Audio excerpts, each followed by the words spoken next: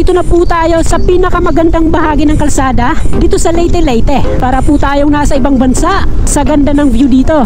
Wow! Yan yung tinatawag na Sea of Clouds. Maladagat na ulap. Nandito po tayo sa kanilang tourist assistance booth. Meron po silang mga naka-standby na tao rito. At tatanungin po natin kung ano yung mga requirements na kailangan bago makapasok dito sa probinsya ng Biliran. Oras po natin ngayon ay mag-aalauna ng hapon at sobra yung init ng panahon. Pero enjoy naman kasi habang pataas tayo dito sa view deck ay mas gumaganda naman yung view. Good morning mga ka-CFTV! Welcome po sa ating panibago na namang vlog. At ngayong araw ay atin naman pong bibisitahin ang probinsya ng Biliran kung saan ay magre-reopen na ngayong araw yung ilan sa mga tourist attraction na meron dito. So bibisitahin po natin ngayong araw yung kanilang talaga namang may pagmamalaking isla. Mamaya ay malalaman nyo po yan kung ano yung isla na yan. So ngayon nga pala ay alas 3 pa lang ng umaga. Tatapos lang po nating mag-pack up ng mga gamit na dadalhin natin. Solo ride po tayo kasi nga limitado yung invitation. So makikita po natin dito sa labas na sobrang dilim. At eto si NMAX. NMAX po yung gagamitin natin ngayon.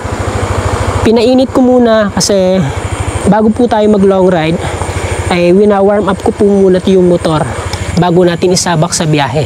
Since ready na ang lahat, tara, let's go!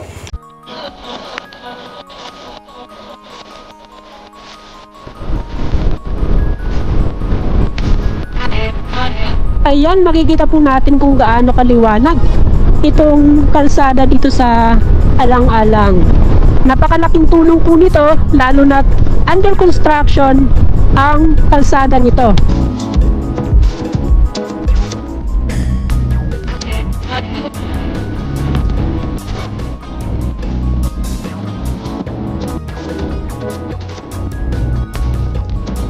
Saan po muna tayo dito sa gasolinahan para makapag full tank. Buti na lang at bukas na tong gasolinahan na to. Kasi sa unahan, hindi po tayo sigurado kung bukas na. Unleaded full tank. So shoutout kay Reggie ng New Era.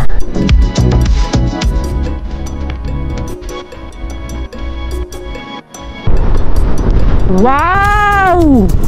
Nandito po tayo sa National Highway sa bahaging ito ng Haro at Alang-Alang at makikita po natin dito itong mga road stud na fully functional na. Ayan, umiilaw na. Parang nasa runway tayo ng airport.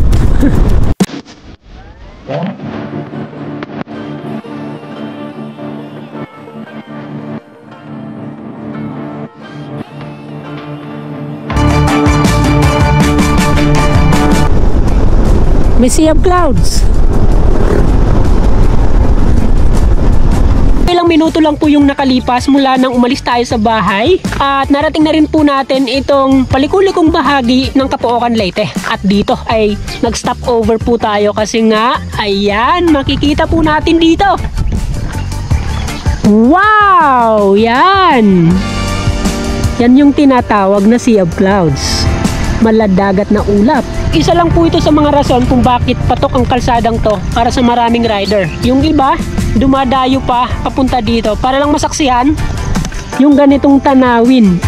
Yung burol na yon, Mala Chocolate Hills, tapos sa baba tanaw mo yung Barangay Limon kung saan tayo liliko papunta sa Biliran. So marami po yung mga nakatambak na lupa rito kasi gumuho yung bahaging to ng kalsada. Ginagawa ng remedyo ng DPWH para maibalik sa dating kondisyon itong bahaging ito ng kalsada. Tapos na po silang maglagay ng mga proteksyon sa kalsada para hindi na gumuho pa. At ngayon naman ay tinatambakan na yung mismong ilalim ng kalsada para maumpisan ng masemento. Ito talaga yung isa sa mga bonus na maaring maranasan ng mga maidig magbiyahe. Sorpresa! So let's go!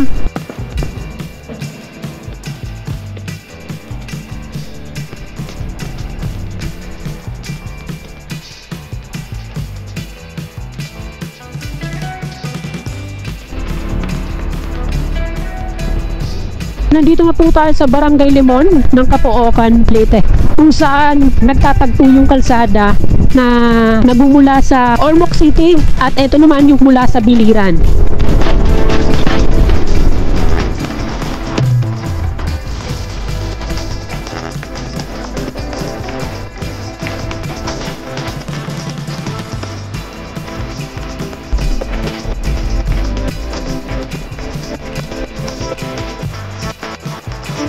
nandito na po tayo sa munisipalidad ng Leyte. Dalawang klase yung Leyte. Merong probinsya at meron din munisipyo. So yung address dito ay Leyte, Leyte.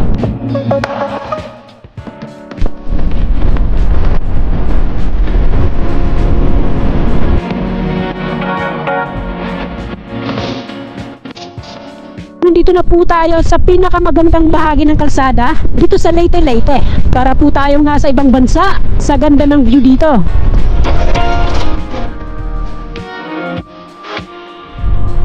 Swabe yung mga kurbada dito at yung view ay talaga namang panalo. Kaya isa po ito sa mga kalsadang pinaka-dinarayo dito sa probinsya ng Leyte.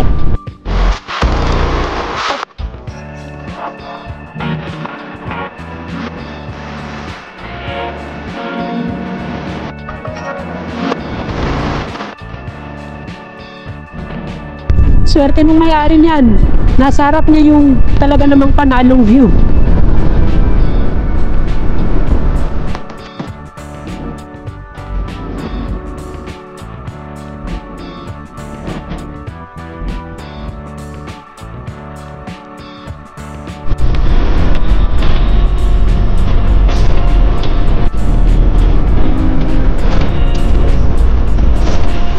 Makikita po natin dito sa ating mapa na malapit na po tayo dito sa Biliran Bridge. Mula dito sa pinakadulong bahagi ng Leyte, tatawid tayo sa pamamagitan ng Biliran Bridge papunta dito sa Puro Island. Tapos mula naman dito sa Puro Island ay tatawid naman tayo sa pamamagitan ng causeway papunta dito sa mainland ng Biliran.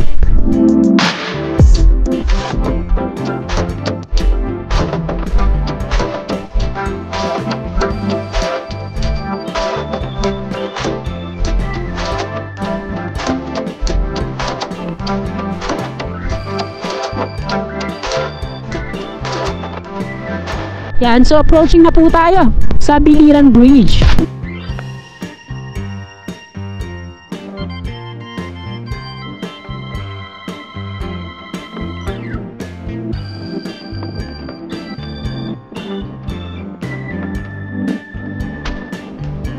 Ilang metro naman mula dun sa Biliran Bridge ay bubungad naman sa atin itong provincial checkpoint ng Biliran. Nandito po tayo sa kanilang tourist assistance booth. So meron po silang mga naka-standby na tao rito at tatanungin po natin kung ano yung mga requirements na kailangan bago makapasok dito sa probinsya ng Biliran. Kasama po natin si Sir Ken. Siya po yung tourism staff dito sa checkpoint nito sa Biliran. Ayan. So sir, ano po yung mga requirements? Una po is yung SBQR code. Tapos pagdating po dito, kung outside the region kayo, kung turista po, automatic denied entry. Acceptable lang po nating tourist for now is ang within the region. Within the region. Okay. QR code lang at saka yung arrival form namin. Ito yung arrival form. Ayan. Yung QR code nga pala nila dito ay sila na mismo yung nagpra-process. Iba po yung QR code na ini-issue sa ibang mga lungsod tulad na lang ng Tacloban na nakabase sa Safe City. Yung Biliran po ay may sariling sistema. Kaya kung magpupunta po kayo dito at kailangan nyo po ng QR code, mas maganda pong magproseso bago po kayo pumunta rito kasi karaniwang tumatagal yung proseso para sa pagkakaroon ng QR code ay Maximum po 3 days. so 2 to 3 days inaabot yung pagproseso sa inyong QR code. Kaya mas magandang mag-apply na bago pa pumunta rito para at least pagdating natin dito sa checkpoint na ito papasok sa Biliran ay hassle-free na. Submit na lang ng ilang requirements then ready na tayong pumasok sa probinsya.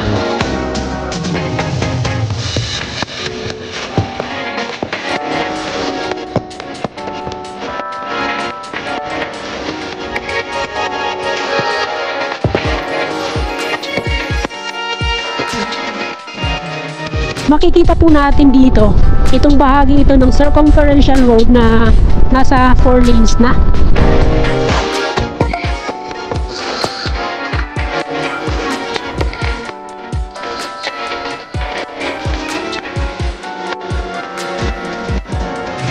Nandito na po tayo sa munisipalidad ng Kawayan at ilang metro na lang ay mararating na natin yung kanilang daungan kung saan tayo sasakay ng bangka papunta sa Sambawan Island. Ito po yung kanilang town proper at baba po tayo dito. Sa mga ganitong lakad nga pala, lalo na kung hindi kayo familiar sa lugar, mas magandang magkaroon po tayo ng mapa para maiwasan po natin yung pagtatanong sa mga residente. Alam naman natin ngayong pandemic, para mabawasan natin yung pakikipag-interact sa mga residenteng nakatira dito.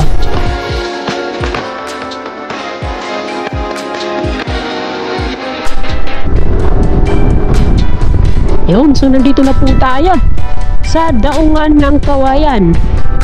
Medyo malawak pala yung parking space nitong Pantalan.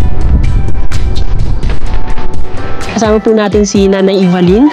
Yan, siya po yung nag-guide sa atin papunta dito kasi ito po yung pinakamagandang pwedeng paglagyan nitong motor. At least dito, hindi po naaarawan yung ating motor. Safe! Kapag ako patanong, chef, papa. Mapapanood niyo po ito sa YouTube channel ng Chef TV. Dito naman nakapark yung ilang mga sasakyan na makakasama din natin papunta dun sa Sambawan. Good morning. Hindi mag-vlog ka muna, sir. Ang konti.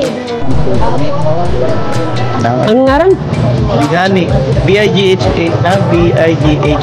Bighani.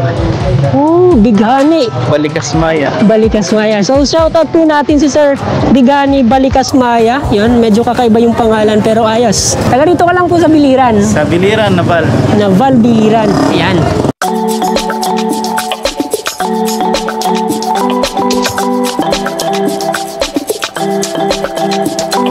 Matapos yung ilang minutong pag-aantay dun sa waiting area nitong Kawayan Port ay sasakay na rin po tayo ng bangka papunta dun sa Sambawan. Kasama pa rin po natin yung mga dati na nating nakasama dun sa isla ng Limasawa.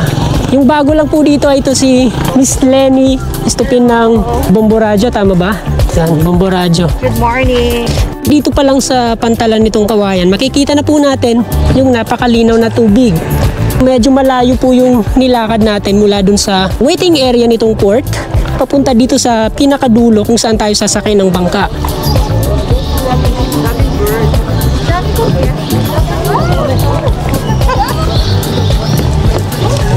So medyo malaki po itong bangka na sasakyan natin kumpara dun sa nauna kanina na nakadaong dito. Sa portion na to ng bangka ay pwede pong magsakay ng mga motor.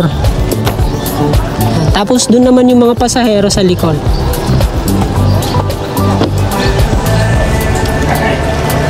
Pasok po muna tayo dito sa loob. Medyo malaki yung space dito sa loob nitong bangka. Siguro nasa 30 katao yung kasya dito sa loob. Yan. Alis na po tayo dito sa Kawayan Port. Oras po natin ngayon ay mag-aalas 9 na ng umaga. So titingnan po natin kung ilang oras yung makukonsume natin papunta dun sa Sambawan Island. Base dun sa mga napagtanungan natin, hindi daw aabot ng isang oras kasi kalmado naman yung dagat. Pero pag medyo masama yung panahon, bumabagal yung mga ganitong sasakyan kaya nadadagdagan yung oras ng travel.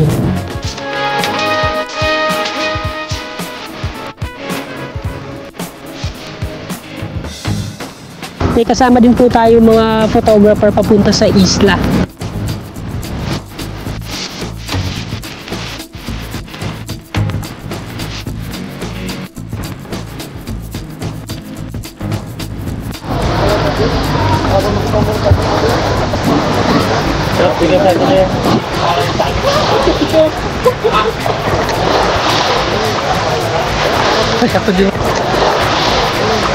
Matapos ang mahigit isang oras na travel mula dun sa Kawayan Port, ay narating na rin natin itong Sambawan Island. Ito po yung sinakyan nating bangka at makikita nyo naman kung gaano siya kataas. Hindi na po siya pwede makalapit dito kasi nga sumasayad na yung ilalim niya. Ito po yung ibang bangka na sinakyan ng mga iba pa nating kasama dito sa isla. So dito nga pala mayroong mga paalala na tanging yung mga grupong hanggang 10 katao lang yung pwede. Pag dumating naman dito, agad na magpunta sa screening booth para ma-check yung temperature at ma-register yung mga pangalan at iba pang mga impormasyon. First time ko po dito sa Sambawan na may mga kasama. Nung nagpunta po ako dito, last year, mag-isa lang po ako nun. Tapos hindi pa ganito kaganda yung ayos ng isla. Wow! May pakuratsa! Meron po ditong footbridge para hindi na mahirapan pang tumawid yung mga turista papunta sa side na to ng isla. Kasi sa bahaging ito ng baybayin, bawal po dumaong yung mga barko. Doon po dapat sa kabila dadaong. At sa pamamagitan nitong footbridge ay tatawid naman yung mga turista papunta dito sa bahagi ito ng isla. Yan. Kung magpupunta po kayo rito, magbaon po kayo ng tsinelas. Kasi medyo masakit sa paa yung buhangin dito. Ito po yung kanilang cottages. Once again, ladies and gentlemen, we acknowledge the arrival of our guests from the Regional Tourism Office. Board member Igano, katagaharo ako misis. Kita ko mo pakilala tayo ko tamon mga provincial. Sige po, sige po. Ito po yung magiging takbo ng program ngayong araw para dito sa pagre-reopening ng Sambawan Island. So una, yung ating arrival. Sinundan itong Holy Mass at blessing. Pagkatapos ay magti-tree planting and then i-unveil po nila yung Sambawan Island marker. Pagkatapos itong program ay ikutin po natin itong isla at titingnan po natin yung mga spots dito na pwede nyong ma-enjoy once na bumisita po kayo dito sa isla. Ayan. Mga taga-Biliran laka mo. Maripiti. Ay. Tacloban. Tacloban. Para yun ang Oo, ang buhat na yan. Kasama po pala natin ngayon yung mga taga Coast Guard Station ng Biliran. Yan. What's up? Thank you, sir. Thank you.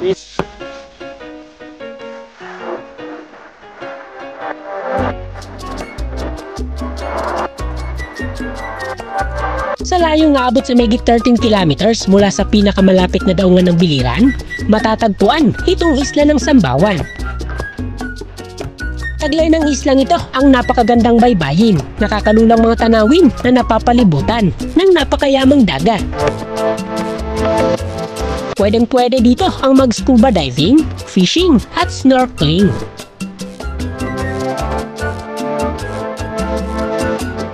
Habang sa mismong isla naman ay may isang beach resort na kung saan ay patok para sa mga gustong mag-group outing.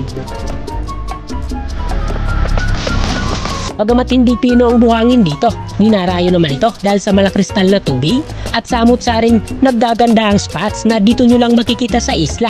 Tulad na lamang ng view deck na ito na ilang metro lang ang layo mula sa beach resort.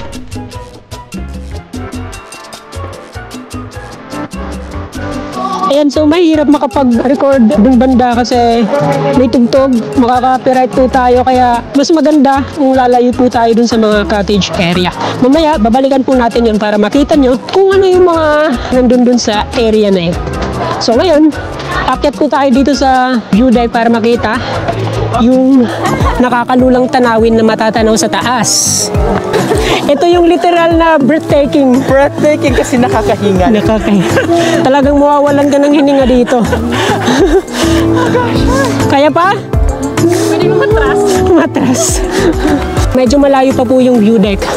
Pero kaya pa naman. Oras po natin ngayon ay mag-aalauna ng hapon at sobra yung init ng panahon. Pero enjoy naman kasi habang pataas tayo dito sa view deck ay mas gumaganda naman yung view. Para sa mga first time dito sa Sambawan, kailangan daw ay humalik dun sa bato na nasa taas. Humalik, kakagatin, didilaan, pamahiin. Kasi pag hindi mo raw ginawa yon, hindi ka daw makakauwi ng bahay. So mukhang mababa lang po ito tingnan pero pag sinubukan yung akyatin to, talaga namang hihingalin kayo. Ilang minuto lang yung akyatan papunta rito. At makikita nyo na itong napakagandang view.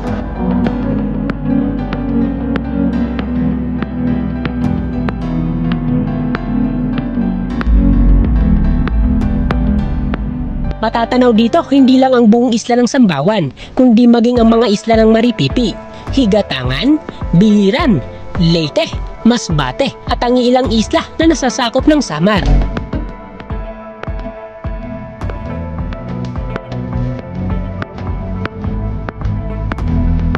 Itong view deck ay nakapwesto malapit sa gitna ng isla, kaya matatanaw mo dito yung magkabilang dulo ng banda, yung mga rock formations, at dito naman sa kabila yung ilan pang isla. Doon naman matatanaw natin yung mainland ng Maripipi, at saka ito yung mga isla na sakop ng Samar, at etong Masbate. Dito naman sa likod matatanaw po natin yung mainland ng Biliran at yung ilang isla pa na sakop ng probinsya ng Biliran. Mula dito, akyatin naman po natin itong cottage dito sa taas.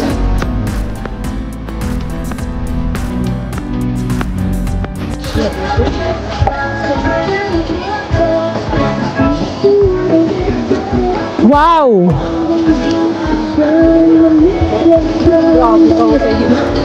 So meron po dito nagaganap na photo session.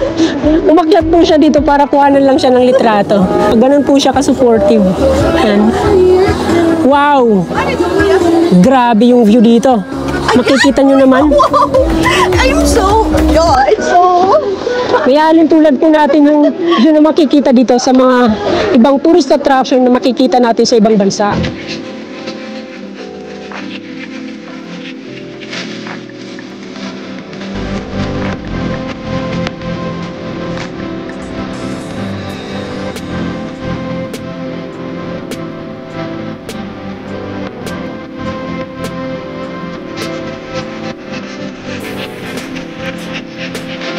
Aros, katanagi mo nga vlog course kito nakita. Kasama po natin ngayon isa sa mga solid na subscriber talaga ng Seth TV. Si Sir Consehal, ganda ng Maripipi. Yan. Maraming salamat, sir.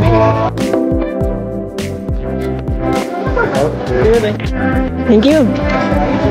Yun, so naikot na po natin itong buong isla ng Sambawan at nakita po natin yung mga spots na pwedeng ma-enjoy ng mga turista dito. Yung sa ngayon ay opisyal lang nagbubukas muli para sa mga turista na nandito sa loob ng Region 8. Pwede na po kayong bumisita rito as long as makakapag-submit po kayo ng mga kinakailangang requirements. Kasama po natin ngayon yung ilan sa mga travel operators na handa nang tumanggap ng mga bisita papunta rito sa Sambawan Island. Ayan, so eto po si Hi, Rochelle from I'm Travel Corporation. Kung magpapabook po kayo for Sambawan Island, just visit our page, I'm Travel Shop. Me, Tess from BI Holidays Travel Services. If you have inquiries about Sambawan, you can contact us through our page and directly call us. May number kami doon.